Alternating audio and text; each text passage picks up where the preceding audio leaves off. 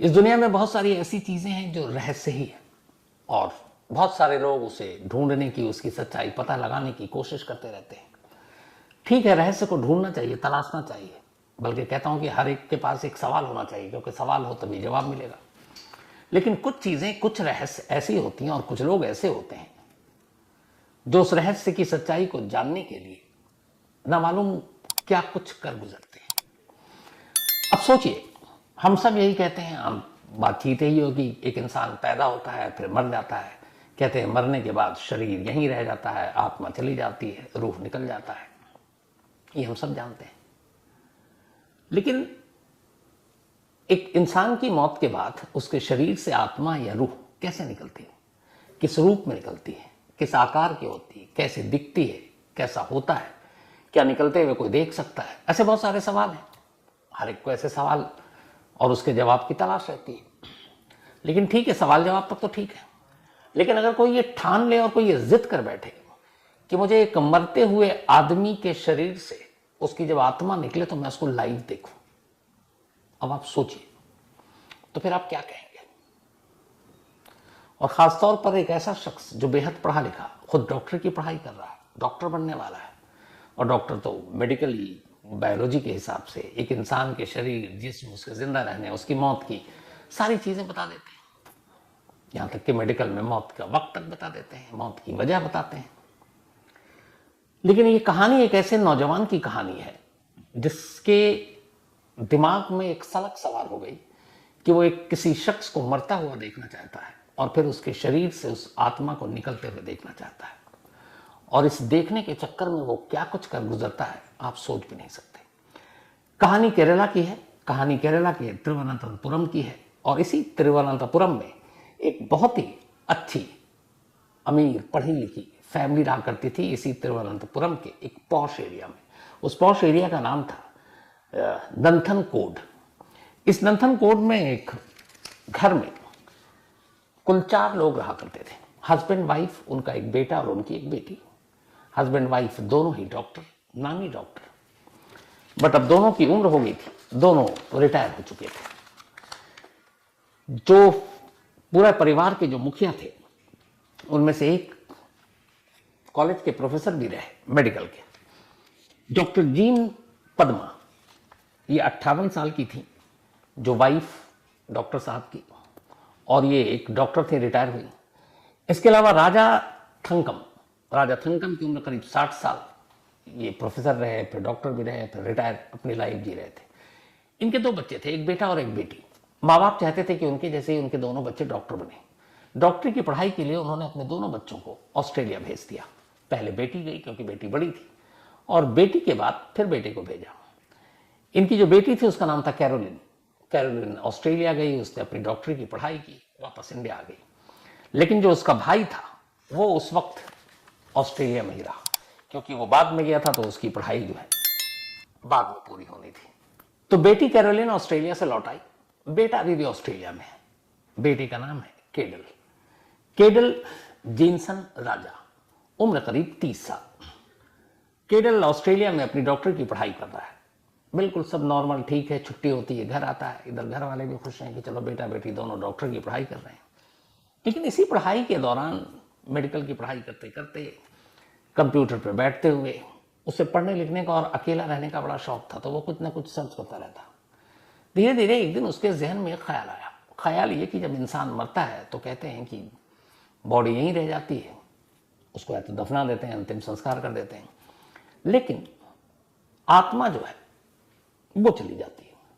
तो शरीर, इंसान जब मरता है तो उसके शरीर से आत्मा निकल जाती है।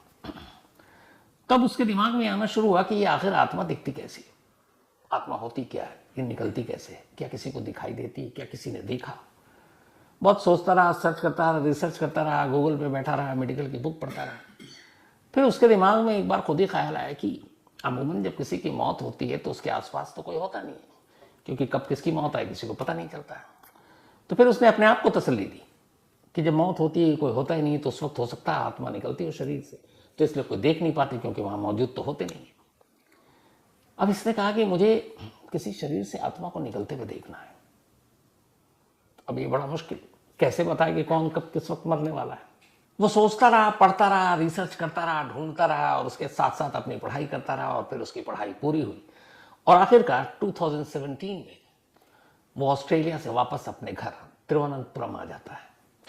अब घर आने के बाद माँ बाप देखते हैं कि इसके अंदर बहुत सारे बदलाव हैं। पहले वो हर एक के साथ बड़ा सोशल रहता था, बातचीत करता था, दोस्तों से मिलने जाता था, बहन के साथ अच्छे से बात करता था, लेकिन जब से आया बड़ा गुमसुम अकेला अकेला। ये पूरी फैमिली एक घर में ग्राउंड फ्लोर पे रहती थी और ये खुद फर्स्ट फ्लोर पे एक कमरे में रहता था। तो जब से आया अपने कमरे में ही बैठकर कंप्यूटर पे बैठा रहता। बहुत सारे रिलेटिव आते हैं मिलने के लिए, तो पूछते कहाँ है, तो पता चलता ऊपर है। हाय हेलो से ज़्यादा किसी से बात नहीं करता, कभी नीचे नहीं उतरता। घर वालों को लगा कि कुछ दिक्कत है इसके साथ। वो पूछते भी कि प्रॉब्लम हो तो बताओ, कहता नहीं। और वो यही कहता था बार बार, मुझे अकेला छोड़ दो, मैं स्टडी कर रहा हूँ। घर वालों को लगा शायद पढ़ाई वढ़ाई की बातें कर रहा है या पढ़ाई के बारे में कुछ और करना चाहता है, लेकिन असल में वो लगातार आत्मा की तलाश में लगा हुआ था। काफ़ी दिन हो गया इसी तरह उसकी ज़िंदगी बीतती रही और आखिरकार एक तारीख आती है 7 अप्रैल, बल्कि 6 अप्रैल 2017। 6 अप्रैल 2017 की सुबह जब उठता है केडल, तो एक नए ख्याल के साथ उठता है। वो कहता है मैंने हर तरफ कोशिश कर ली और अब मैं इस नतीजे पर पहुंचा हूं कि आत्मा दिखाई तो देती है, लेकिन शर्त यह है कि एक आदमी जब मर रहा हो तो उसकी मौत के वक्त उसके पास खड़े हो जाओ और फिर उसे देखो मरते हुए, और जब मरते हुए देखोगे तो फिर आत्मा निकलेगी शरीर से और फिर तुम उसको देख लेना। अब ये इसके दिमाग में घुस गई ये बात कि आत्मा तभी दिखेगी जब मैं किसी को मरते हुए देखूं, लेकिन मरते हुए कैसे देखूं? अब अगला सवाल उसके लिए बड़ा मुश्किल। तो उसने कहा देखना तो है, क्योंकि इस रहस्य को जानना है, तो क्या करूं? उसने सोचा कि कोई लोग बीमार हैं, कहीं कुछ और है, किसी की उम्र हो गई, लेकिन इनका इंतजार करना पड़ेगा और मुझे इंतजार नहीं करना है, मुझे तो देखना है और आज ही देखना है। और ये बात है 6 अप्रैल 2017 की। अचानक घर के अंदर ही उसके फादर बाहर गए, बहन उसकी किसी काम से गई। अब घर में सिर्फ माँ और एक नीचे उसके दूर की रिलेटिव रहती थी, आंटी, वो घर में थी दोनों। अचानक इसने एक बहुत ही खौफनाक प्लान बनाया। इसने कहा कि एक काम करता हूं, मैं अपनी माँ को मारता हूं और जब माँ को मारूंगा तो उनके पास रहूंगा। मारने के बाद देखता हूं कि जब माँ मरती है तो आत्मा कैसे निकलती है और वो आत्मा दिखती कैसी है।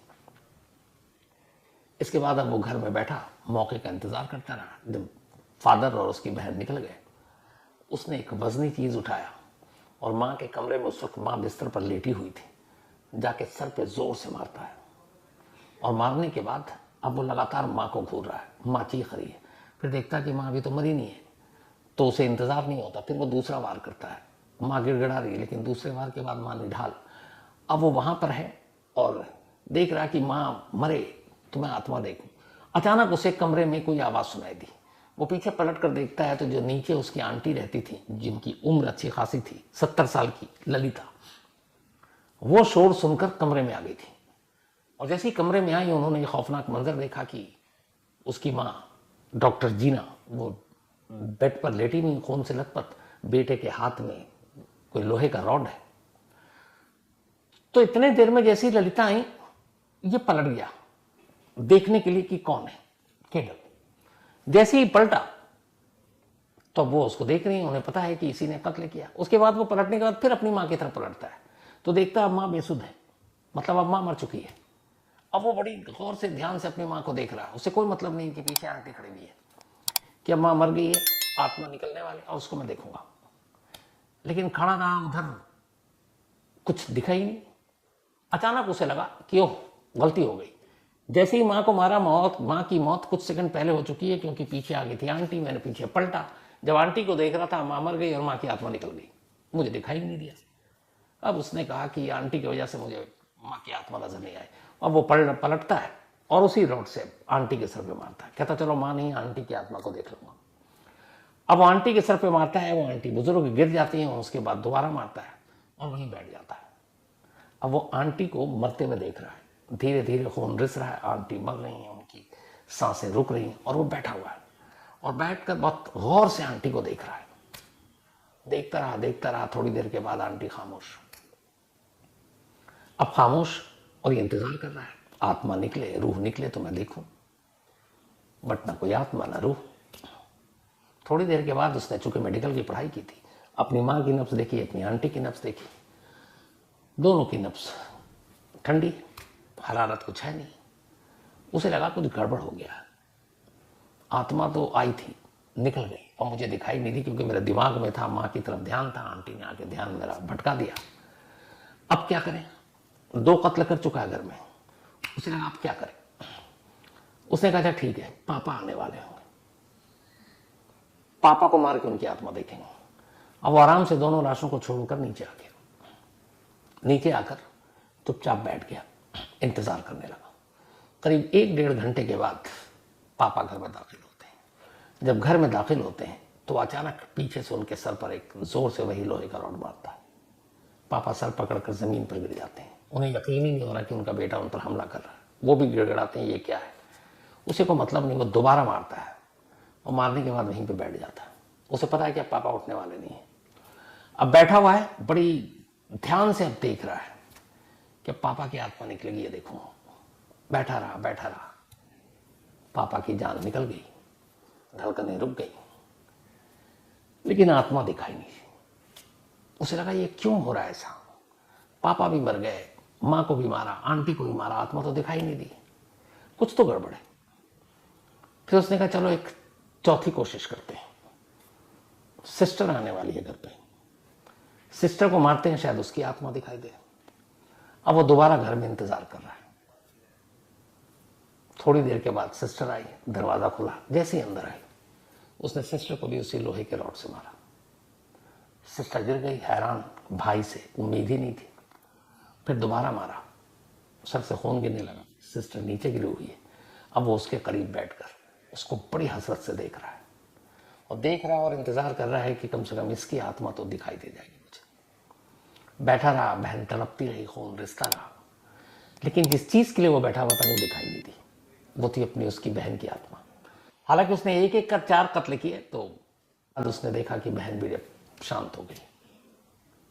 अब उसे बड़ा अजीब लगा कि चारों को मारा, चारों में से किसी की आत्मा दिखाई नहीं दी।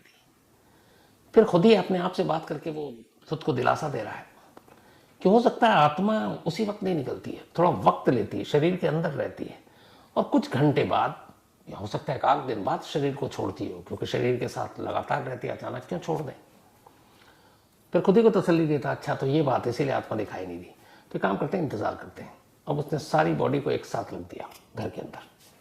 एक साथ रखने के बाद अब वो बैठा हुआ है इस इंतजार में कि आत्मा अब दिखाई दे।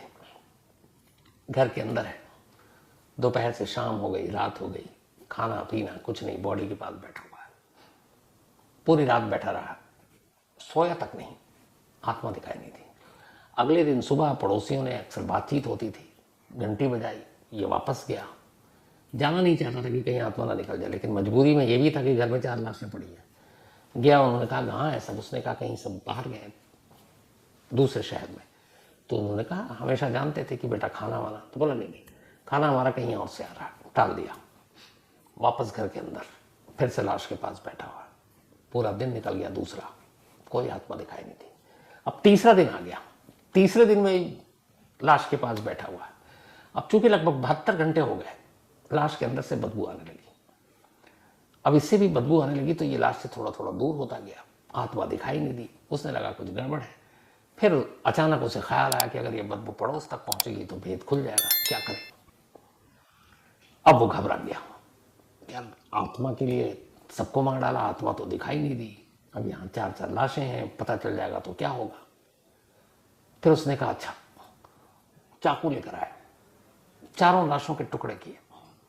टुकड़े करने के बाद उस पर पेट्रोल और तेल डाला, कुछ घर के गद्दे वद्दे सब लाश के पास रखा, और एक जो उसका कभी कभी वो पंचिंग बैग होता है घर में, उसने उस पंचिंग बैग को भी वहां पर रख दिया, ताकि ये लगे कि ये उसकी भी लाश थी।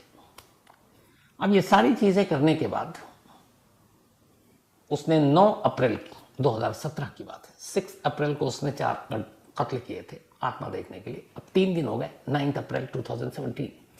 जब बदबू आने लगी, सारे लाश के छोटे छोटे टुकड़े किए उसने। उसके बाद उस पर पेट्रोल डीजल डाला, तेल डाला, और सारे गद्दे वद्दे रखे और आग लगा दी। उसे लगा आग लग जाएगी घर के अंदर, पता भी नहीं चलेगा। लेकिन अब उसने इतनी सारी चीजें रख दी थी और इतना पेट्रोल डीजल, कि आग के शोले जो है ऊपर तक पहुंचने लगे, छत तक। जब आग तेज हुई तो वो घबरा गया कि इस आग में तो मैं भी मारा जाऊंगा। तो अचानक डर के मारे वो 9 अप्रैल को आग लगाने के बाद चुपचाप घर से बाहर निकलता और चला जाता है। इधर घर से जब धुआं और शोले उठने दिखाई दिए, पड़ोसियों को नजर आई, उन्होंने फौरन फायर ब्रिगेड को फोन किया, पुलिस को फोन किया, पुलिस की टीम आई, फायर ब्रिगेड ने आग बुझाई। आग बुझाने के बाद अब घर के लोग सब गायब। तब ये कि कहीं कोई हादसा हुआ, जल ना गया हो, और उसकी कोशिश यही थी, यही दिखाने की कि हादसे में सब मारे गए। तो खैर आग वाग बुझी। अब उस आग बुझाने के बाद जब पुलिस की टीम मौका वारदात पर पहुंची घर में, तो उन्हें मांस के लोथड़े नजर आए। उन्होंने कहा ये क्या है। खैर जितने मिले जो जले नहीं तो उन सबको कलेक्ट किया। कलेक्ट करने के बाद उसको हॉस्पिटल भेजा। पता चला ये इंसानी मांस के लोथड़े हैं। अब बड़ी अजीब बात थी। तो पहले ये हुआ कि आग से तो जलता है, कटता तो है नहीं। तो फिर फॉरेंसिक के पास भेजा तो पता चला कि ये काटा गया है। तो पुलिस को लग गया कि ये हादसा नहीं बल्कि मर्डर है। और जो काटा गया है वो उसमें ये भी है कि ये जलने से, आग लगने से पहले की ये सारी चीजें मौत हो चुकी है। अब पुलिस ने जब सारी चीजें देखी सारी, तो ये हुआ कि 4 घर में लोग रहते हैं, एक नीचे वाली मिलाकर 5। तो अगर ये मर्डर है तो फिर एक घर का कोई गायब होगा। तो फिर पड़ोसियों ने बताया कि उन्होंने 2 दिन से घर के बाकी लोगों को नहीं देखा, ना डॉक्टर साहब को, ना उनकी वाइफ को, ना उनकी बेटी को, ना आंटी को। सिर्फ वो बेटा दिखाई दिया था। और उन्होंने खाने वाने का पूछा था, उन्होंने मना कर दिया। तो पुलिस को लगा कि अच्छा केडर वही एक मिसिंग। तो पहला शक उसी पर। यह बात है 9 अप्रैल 2017। वो गायब 10 अप्रैल को पूरे केरल में, बाकी जगह पर भी ये खबर 4 लोगों के घर में मौत, जलने से पहले लाशों के टुकड़े, पूरे केरल में एकदम हेडलाइंस थी हर न्यूज चैनल पर। इत्तेफाक से एक जगह बैठकर अपने घर से बहुत दूर, तिरुवनंतपुरम से बाहर, केरल भी टीवी पर ये न्यूज देख रहा था। जब उसने न्यूज देखा कि पुलिस पहुंच गई और अब ये हो गया कि ये 4 मर्डर है और उसके बाद आग लगाई गई है, वो अचानक शॉप से उठता है जहां बैठा हुआ था। वो वापस तिरुवनंतपुरम पहुंच जाता है और अपने घर पहुंचा। पुलिस उसी का इंतजार कर रही थी। पुलिस उसे पकड़ती है, ले जाती है, पूछती है कि ये क्या है। पुलिस को लगा बातें होंगी, वो कुछ और कहेगा, हम कुछ और पूछेंगे। उसने हंसते हुए कहा इन 4 कत्ल के लिए मैं जिम्मेदार हूं। पुलिस हैरान कि कैसा कातिल है। उन्हें पूछा तुम कहां थे। उसने बोला 9 अप्रैल को मैं यहीं था, मैंने मारा। 6 अप्रैल को 9 को आग लगाई। आग के शोले बहुत ज्यादा बढ़ गए, मुझे लगा कि मैं भी जल जाऊंगा, मैं निकल गया। फिर मैं डरा भी कि पता नहीं पुलिस पकड़ेगी, तो मैं इस शहर को छोड़कर चला गया। तो बोला आए क्यों। बोला मैंने टीवी पे न्यूज देखा, तो मुझे जब ये देखा कि 4 लोगों का कत्ल मर्डर है, तो फिर मैंने कहा मुझे आना चाहिए और बताना चाहिए, तो मैं इसलिए आ गया।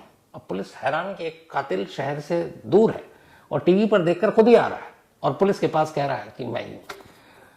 अब जब उसने एक्सेप्ट कर लिया तो पुलिस ने उससे पूछा तुमने किया क्यों। वो मुस्कुराया, बोला ये सब मेरे माँ बाप, मेरी सिस्टर, मेरी आंटी थी, मेरी कोई दुश्मनी नहीं थी, पर मुझे आत्मा देखना था। पुलिस क्या देखना था। जब उसने कहा कि मुझे आत्मा देखना था, मुझे रूह देखनी थी, पुलिस वालों को कुछ समझ ही में नहीं आया कि ये क्या है। ये कत्ल करके भागता है, अगले दिन लौट आता है, कहता है मैंने ही कत्ल किए, और अब कहता है मुझे आत्मा देखनी है। अब पुलिस को लगा कि इसकी दिमागी हालत का पता नहीं है। साइकेट्रिस्ट और बाकी लोगों को बुलाया गया। उन सब के सामने उसका यही बयान कि इन 4 को मैंने मारा। मारने के बाद मैंने एक एक कर बारी बारी से मारा, हर एक के पास बैठा रहा कि उनके शरीर से आत्मा निकलेगी, मैं देखूंगा, लेकिन कोई आत्मा ही नहीं निकली।